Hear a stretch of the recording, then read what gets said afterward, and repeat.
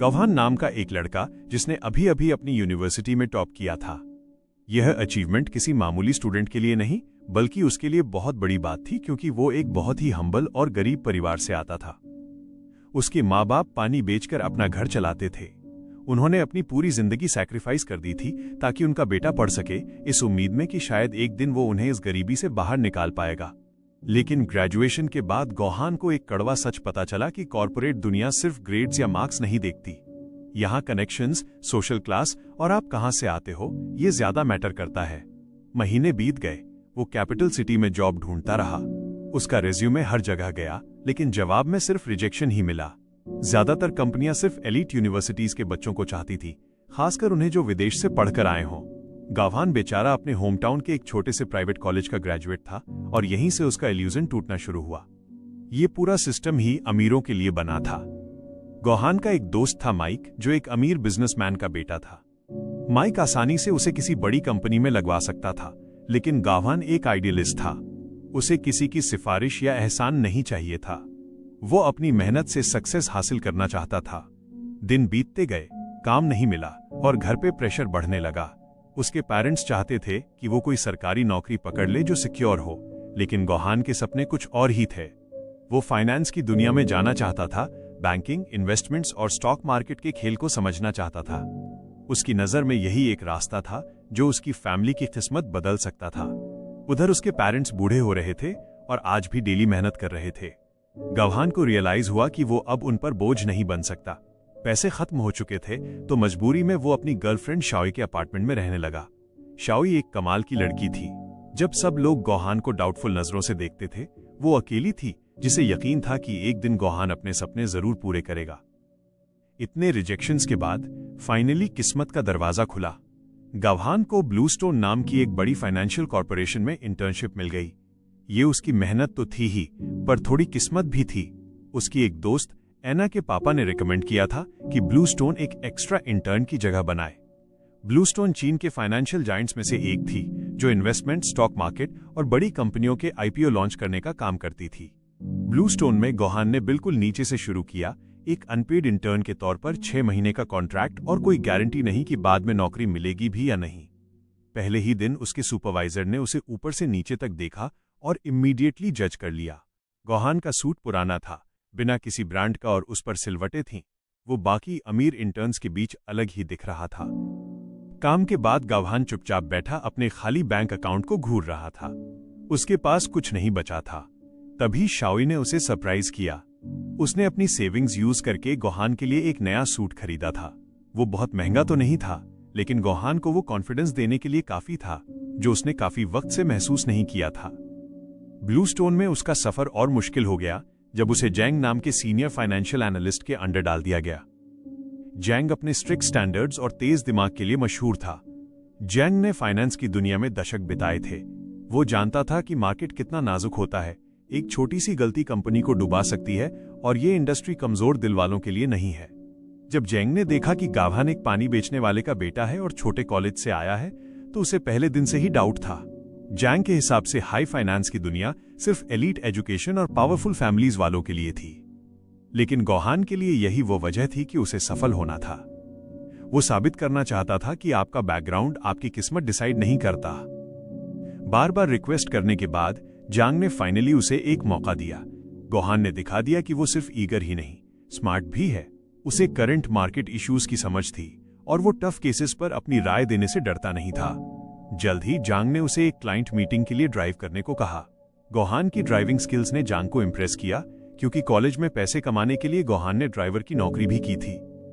वो लोग एक हेलीकॉप्टर मैन्युफैक्चरिंग कंपनी पहुंचे जहां ब्लूस्टोन इन्वेस्ट करने का प्लान कर रही थी।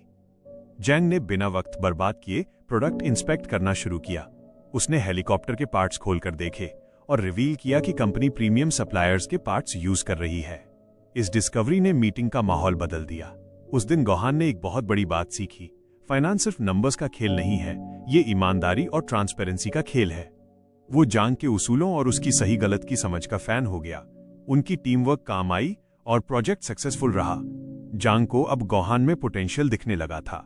वापस आते वक्त जैंग ने उसे एडवाइस दी, अगर सच में कुछ सीखना है तो डिसिप्लिन बनना पड़ेगा। रोज मार्केट अपडेट्स चेक करो, पॉलिसीज पढ़ो और ग्लोबल ट्रेंड्स पर नजर रखो। रोज सुबह जांग के लिए ब्लैक कॉफी और रिपोर्ट्स तैयार करना, ये सिर्फ बॉस का हुक्म नहीं था, ये एक ट्रेनिंग थी, कमिटमेंट का टेस्ट था। जल्द ही गौहान को उसका पहला बड़ा टास्क मिला, एक नए क्लाइंट के लिए आईपीओ प्रपोजल तैयार करना। उसने मेहनत की, पर रिजल्ट अच्छा नहीं आया। क्लाइंट्स ने प्रेजेंटेशन रिजेक्ट कर दी और डील मैनिपुलेट करने की कोशिश की। प्रोजेक्ट शुरू होने से पहले ही खत्म हो गया, लेकिन जांग निराश नहीं था। उसका मानना था कि धोखे से जीतने से बेहतर है कि एक डिसऑनेस्ट डील से पीछे हट जाना। ब्लूस्टोन बिल्डिंग की छत पर बैठे हुए जांग ने गौहान को बताया कि इन्वेस्टमेंट की दुनिया लालची लोगों से भरी है। उस पल गौहान ने जांग का असली कैरेक्टर देखा, एक ईमानदार आदमी जो करप्शन का हिस्सा बनने को तैयार नहीं था, चाहे कितना भी बड़ा इनाम मिले। लेकिन गौहान की असली परीक्षा अभी बाकी थी। उसे एक और बड़ा चैलेंज मिला, लकी डॉग नाम की पेट फूड कंपनी का आईपीओ हैंडल करना। गौहान ने दिन रात एक कर दिया। इस बार उसने कुछ अलग किया। बोरिंग रिपोर्ट की जगह उसने प्रपोजल को एक मैगजीन की तरह डिजाइन किया, विजुअल्स के साथ। जब वो और जांग कंपनी की ओनर बूमा से मिले तो बूमा गौहान की नॉलेज से इंप्रेस हुई। गौहान ने अपने बचपन के पालतू कुत्ते का जिक्र किया, जिसने बूमा का ध्यान खींच लिया। इंप्रेस होकर बूमा ने उसे शाम को अपने घर बुलाया। गौहान खुश था, उसे लगा डील फाइनल होगी। लेकिन वहां पहुंचकर पता चला कि बूमा के इरादे कुछ और ही थे। वो गौहान को सिड्यूस करने की कोशिश करने लगी, ये कहते हुए कि अगर वो उसके साथ रात बिताएगा तो वो प्रपोजल एक्सेप्ट कर लेगी। गौहान ने मना कर दिया। रिजेक्ट होने पर बूमा ने अपना रंग दिखाया। उसने शर्त रखी कि वो कॉन्ट्रैक्ट तभी साइन करेगी अगर गौहान उसके सामने कुत्ते का खाना, डॉग फूड खाएगा। पहले तो गौहान हिचकिचाया, पर फिर उसे अपने हालात याद आए, उसके बूढ़े माँ बाप और शावी की कुर्बानियां। अपना प्राइड निगलना उसे जरूरी लगा। उसने वो डॉग फूड खाया, इस उम्मीद में कि डील मिल जाएगी। रात को घर जाकर वो शर्म और घिन में उल्टियां करता रहा, पर उसने खुद को समझाया कि ये सब वर्थ इट है अगर उसे ब्लूस्टोन में परमानेंट जॉब मिल जाए। लेकिन कुछ दिन बाद खबर आई, बूमा ने प्रपोजल साइन नहीं किया। उसने गौहान को धोखा दिया था। गौहान टूट गया, सब कुछ बेकार गया। तब जेंग ने उसे एक ऐसी सीख दी जो वो कभी नहीं भूला। फाइनेंस की दुनिया में वादों की कोई कीमत नहीं होती जब तक वो कॉन्ट्रैक्ट में लिखे ना हों। इन सब मुश्किलों के बावजूद गौहान ने धीरे धीरे अपनी जगह बना ली। इंटर्नशिप के दौरान कई ट्रायल्स पार करने के बाद अब लोग उसे पहचानने लगे थे। वो अभी भी नया लड़का था, पर उसका डिटर्मिनेशन इग्नोर नहीं किया जा सकता था। उसी वक्त कंपनी का मेन डायरेक्टर बीमार पड़ गया और इलाज के लिए विदेश चला गया। उसकी जगह लेने आई एक औरत, हेलन तेज और एम्बिशियस थी, पर उसे पावर की भूख थी। आते ही हेलन ने एक एम्बिशियस मेगा प्रोजेक्ट अनाउंस किया। बोर्ड के सब लोग राजी थे, सिवाय जांग के। जांग का एक्सपीरियंस कह रहा था कि कुछ तो गड़बड़ है। जांग के मना करने से प्रोजेक्ट रुक गया, क्योंकि कंपनी में उनकी बहुत इज्जत थी। हेलन जानती थी जांग को मनाना आसान नहीं है, इसलिए उसने जांग की जगह उसकी कमजोरी पर वार किया, गौहान पर। हेलन ने गौहान पर पूरी रिसर्च कर रखी थी। वो जानती थी कि गौहान के सपने क्या हैं और उसकी इनसिक्योरिटीज क्या हैं। हेलन ने गौहान को वो सब ऑफर किया जो वो चाहता था, परमानेंट जॉब, बड़ा बोनस, लग्जरी सुविधाएं और एक नया अपार्टमेंट। बस एक शर्त थी, जांग को साइन करने के लिए मनाना होगा, चाहे जैसे भी। पहले गौहान घबराया। वो जानता था ये गलत है, लेकिन लालच जीत गया। उसने हेलन का ऑफर एक्सेप्ट कर लिया और अपने मेंटर को धोखा दिया। गौहान ने डॉक्यूमेंट्स के साथ छेड़छाड़ की और रिपोर्ट्स को एडजस्ट करके प्रोजेक्ट को लेजिट दिखाया। उसकी चालाकी काम कर गई। उसने जांग के सिग्नेचर ले लिए। जब जांग को सच पता चला, वो शॉक्ड रह गए। अपने ही स्टूडेंट द्वारा धोखा खाने के बाद जांग ने चुपचाप उसी दिन रिजाइन कर दिया। वो ऐसी जगह काम नहीं करना चाहते थे जिसकी नींव ही धोखे पर हो। हेलन के लिए ये बड़ी जीत थी। जांग के जाने के बाद उसने गौहान को ग्रूम करना शुरू किया। अगला चैलेंज जल्दी ही आया। ब्लूस्टोन एक बड़ी मैन्युफैक्चरिंग फर्म एचसी के साथ पार्टनर करने वाली थी। मीटिंग में एचसी के एग्जीक्यूटिव्स बहुत कॉन्फिडेंट थे और ज्यादा प्रॉफिट मांग रहे थे, लेकिन उन्हें नहीं पता था कि गौहान ने अपना होमवर्क किया है। गौहान ने चुपके से उनकी प्रोडक्शन साइट्स विजिट की थी और पता लगाया था कि उनके रिकॉर्ड्स में गड़बड़ है। सही वक्त आने पर गौहान ने सबके सामने सबूत रख दिए। एचसी वाले फंस गए और उन्हें अपनी गलती माननी पड़ी। रिजल्ट ये हुआ कि ब्लूस्टोन को डील में बड़ा हिस्सा मिला। इस इंसिडेंट ने हेलन को बहुत इंप्रेस किया। गौहान अब इंटर्न नहीं रहा था। हेलन ने अपना वादा निभाया और उसे शहर के बीचों बीच एक शानदार अपार्टमेंट दिया। गौहान की जिंदगी बदल गई। वो अब एलीट लोगों के बीच रहता था, कांच की दीवारों और लग्जरी के बीच। वो शाओई को भी वहां ले आया। कुछ वक्त बाद हेलन ने गोहान को प्रमोट करके अपना पर्सनल असिस्टेंट बना दिया। वो अब हेलन के साथ दुनिया भर में बिजनेस ट्रिप्स पर जाने लगा। एक ट्रिप उन्हें हांगकांग ले गई। वहां ड्रिंक्स और डिस्कशंस के बाद हेलन, जो थोड़ी नशे में थी, ने गावहान को उसे रूम तक छोड़ने को कहा। दोनों हाफ कॉन्शियस थे और उस रात एक लकीर पार हो गई। अगली सुबह गावहान गिल्ट से भरा हुआ उठा।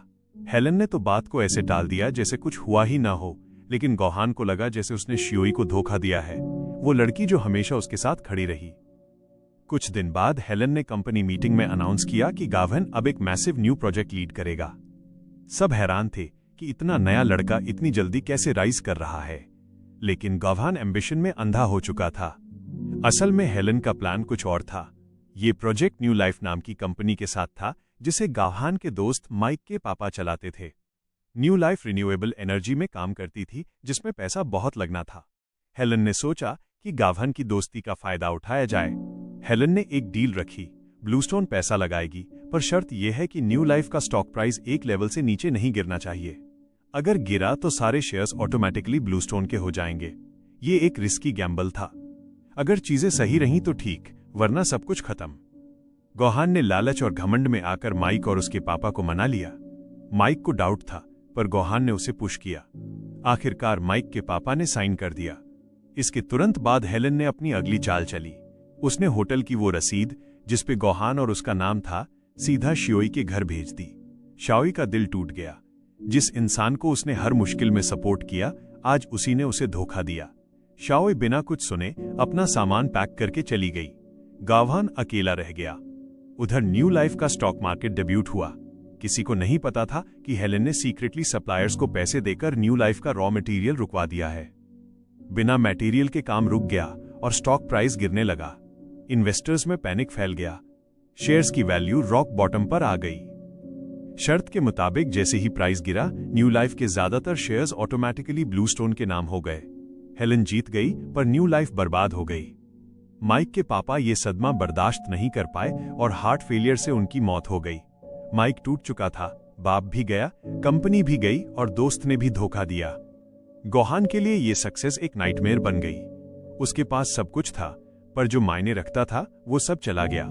गिल्ट में डूबा वो ब्लूस्टोन की छत पर खड़ा था। सुसाइड करने की सोच रहा था, लेकिन कूदने से पहले उसने जैंग को कॉल किया। धोखा मिलने के बावजूद जैंग वहां आया। जैंग ने उसे समझाया, इंसान कई बार टूट सकता है, पर उसे हराया नहीं जा सकता। इन शब्दों ने गोहान में नई जान फूंक दी। उसने तय किया कि वो अपनी गलतियां सुधारेगा। वो माइक के पास गया और दिल से माफी मांगी। माइक पहले गुस्से में था, पर गोहान का पछतावा देखकर उसने उसे एक मौका दिया। अब शुरू हुआ बदले का खेल। गोहान, माइक और जांग ने मिलकर प्लान बनाया। उन्होंने मार्केट में अफवाह फैलाई कि मिडिल ईस्ट का कोई बड़ा इन्वेस्टर न्यू लाइफ को खरीदने आ रहा है। सोशल मीडिया पर हाइप बनाई गई। जब पब्लिक एक्साइट हुई तो प्राइस बढ़ने लगा। गोहान और उसके साथियों ने चुपके से लो प्राइस पर ढेर सारे शेयर्स खरीद लिए थे। जैसे जैसे डिमांड बढ़ी, प्राइस आसमान छूने लगा। जिन्होंने स्टॉक गिरने की बेट लगाई थी, उन्हें मजबूरन शेयर्स खरीदने पड़े, जिससे प्राइस और ऊपर गया। ये एक classic short squeeze. Helen panic कर गई। अगर ब्लूस्टोन मेजॉरिटी शेयर्स का कंट्रोल खो देती तो हेलन की रेपुटेशन खत्म हो जाती। डेस्परेट होकर उसने महंगे दाम पर शेयर्स खरीदने शुरू किए। मार्केट में केओस मच गया। जब ब्लूस्टोन ने सारा पैसा लगा दिया और शेयर्स खरीद लिए, तभी माइक ने ट्रेडिंग रोक दी, ये कहकर कि कंपनी इंटरनल रीस्ट्रक्चरिंग कर रही है। ब्लूस्टोन का पैसा फंस गया। वो उन महंगे शेयर्स को बेच नहीं सकते थे। हेलन का एम्पायर रातों रात गिर गया। गोहान और माइक ने अपना बदला ले लिया था। हाँ, इस प्रोसेस में उन पर भी लीगल केस हुआ, पर माइक के लिए ये वर्थ इट था।